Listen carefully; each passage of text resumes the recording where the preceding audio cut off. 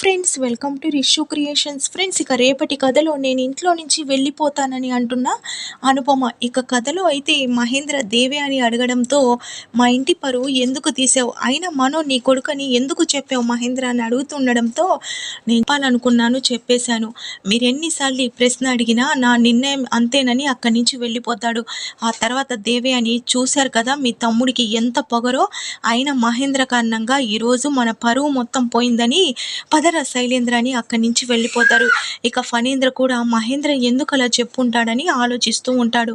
ఆ తర్వాత scene cut చేస్తే అనుపమ చాలా కోపంగా ఇంటికి వచ్చి, మహేంద్ర ఎందుకు అలా చెప్పాడు, అయినా మహేంద్ర తన తండ్రి అని చెప్తే ప్రాబ్లం అవుతుందనే కదా నేను ఇన్ని రోజులు మనో తన తండ్రి గురించి అడిగినా, ఎవరు నన్ను ఏం మాట్లాడినా నేను చెప్పండి, అయినా నేను ఇక్కడ ఉండడం ఇంకా మంచిది కాదు, అందుకని నేను దూరంగా వెళ్ళిపోతాను అందరికని ఇక బ్యాగ్ తీసుకొని అయితే హాల్లోకి వస్తూ ఉంటుంది. అంతలో ఇక మహేంద్ర అలాగే వస్తారా, ఇద్దరు వస్తారు. ఇక అనుపమ చేతిలో ఉన్న బ్యాగ్ చూసి మహేంద్ర, అనుపమ ఎక్కడికి వెళ్తున్నావు, ఆగు అని చెప్పడంతో, నన్ను వదులు మహేంద్ర, అయినా నువ్వు ఈరోజు చేసిన పని నాకు అస్సలు నచ్చలేదు, అయినా మనోకి తండ్రివి నువ్వని ఎందుకు అందరి ముందు అలా చెప్పావని అంటుంది. దాంతో మహేంద్ర, ఏమనుపమ నేను తప్పు చేశానా అని అంటుంటే, తప్పు కాక అయినా మనోకి తండ్రివి నువ్వు కాదు కదా, మరెందుకు అలా చేసావని అడుగుతూ ఉంటుంది.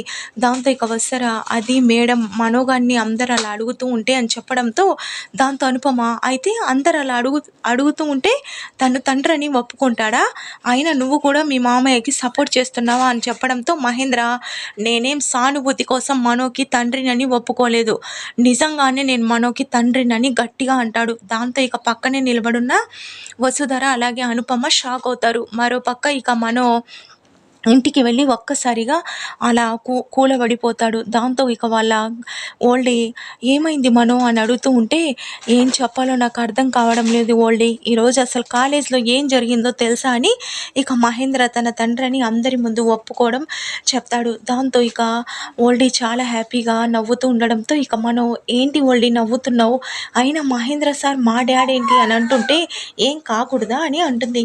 దాంతో ఇక మనో, ఏం మాట్లాడుతున్నావు ఓల్డీ, అయినా మా డాడీ ఎవరో నీకు తెలుసా ఇన్ని రోజులుగా అని అంటుంటే, ఇంకా తను తెలుసు మనో, కానీ మీ అమ్మ చెప్పొద్దని చెప్పడంతో చెప్పలేదు, కానీ అందరూ నిన్ను నీ తండ్రి గురించి అలా అడుగుతూ బాధపడుతూ ఉండడంతో, నిజం కనీసం నీ తండ్రికైనా తెలియాలని చెప్పానని అంటుంది. అంటే నువ్వేం మాట్లాడుతున్నావు అని అడగడంతో, అదే మహేంద్ర నీ తండ్రి అని ఒప్పుకున్నాడు కదా, అది నిజమే, నిజంగానే మహేంద్రని మీ తండ్రి అని అంటుంది. దాంతో ఇక మనం ఏం మాట్లాడుతున్నావు అని అంటుండడంతో, అసలు నిజానికి మహేంద్ర కూడా నువ్వు తన కొడుకు అని తెలీదు, అసలు ఏం జరిగిందంటే అని ఇక గతంలో మహేంద్రకి తెలియకుండానే ఇక అనుపమతో ఇక ఒక్కటైన సంగతి ఆ మొత్తం గతం గురించి అయితే చెప్తుంది. దాంతో ఇక మనం ఒక్కసారిగా షాక్ అవుతాడు.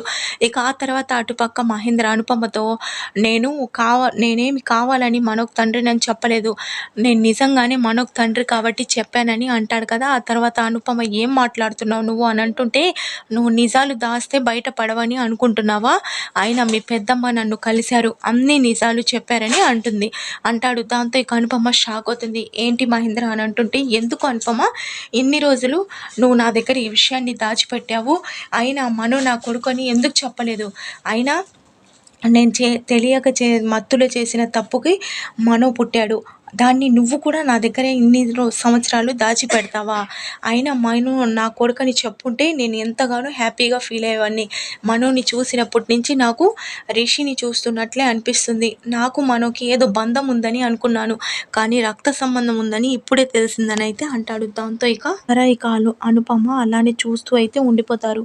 ఫ్రెండ్స్, ప్లీజ్ మీకు కనుక ఈ వీడియో నచ్చితే లైక్ చేయండి. Friends, please, thank you for watching.